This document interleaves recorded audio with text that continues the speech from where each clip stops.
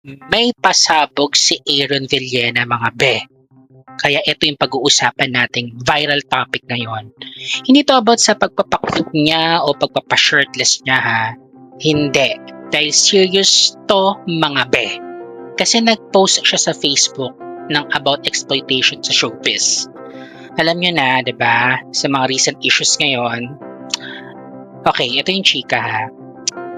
Nag-post siya sa Facebook niya at itong sinabi. May nakita akong post, itong director na to, nag-cheer pa sa sarili niya, sabi pa, matagal na daw nangyayari itong exploitation sa industriya. Aba, proud pa si Direk. O dito pa lang mga be, kinilabutan na ako eh. Ano ba to? Parang badge of honor? Like, uy Direk, congrats ha. Ang dami mo na-exploit, high score ka dyan. Tapos dagdag pa ni Aaron, sabi niya, Direk, kung proud ka dyan, well, guess what? Isa ako sa mga artista na exploit mo. Ayun ba? Parang telenovela vibes, mga be, ang revelation. Hindi niya pinangalanan si Direk, pero sa pagbabasa mo ng mga comments, alam mo na kung sino yung pinatutungkulan. Okay? Huwag na rin natin banggitin dito yung pangalan ng direktor kasi alam niya naman kung sino siya. Dagdag pa ni Aaron sa post niya, huwag niyo namang ipagmalaki ang ganyang kalakaran, Direk. Which is so true, di ba? Imagine, pumapasok ka sa industriya, daladala mo yung pangarap mong sumikat, tapos yung iba, ginagawang buffet ng kalukuhan yung mga bagong artista. Uy, bagong salta, sige, subukan natin to.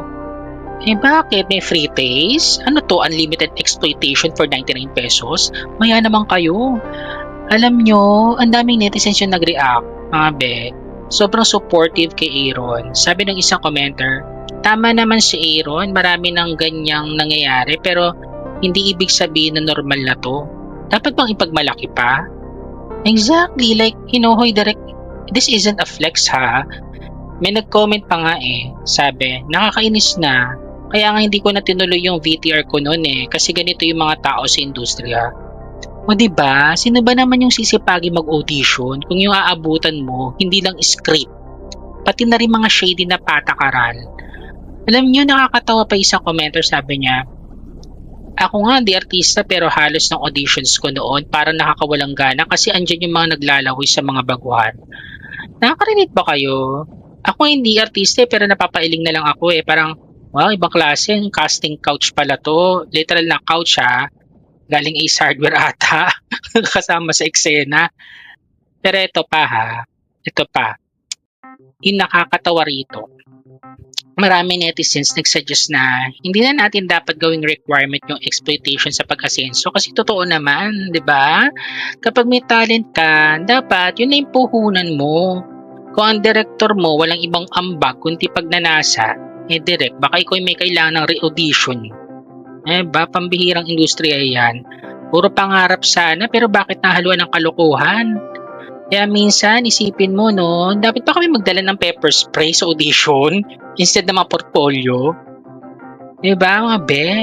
Actually, nakakabilib lang si Aaron kasi ang lakas ng loob niya, no, sabihin to ngayon. I mean, ilang years na itong issue pero sino ba naman yung nagkaroon ng tapang noon? Diba? Wala. Kailangan natin ng mas maraming Aaron sa mundo. Yung hindi takot magsabi na, hoy, tama na to. Hoy, yung mga be, tandaan natin, no one deserves to be exploited. Kung ang talent mo, pang best actor, huwag mo nang dagdagan ng eksenang horror. At direct, kung proud ka pa sa mga achievements mo dati, baka panahon na para i-rewrite mo yung sarili mong script. Kasi real talk ha, wala nang lugar yung mga ganitong klaseng eksena sa modern showbiz. Let's evolve, mag-evolve na tayo. Let's move on to better things. Para naman ma-justify yung popcorn at primetime viewing natin, di ba?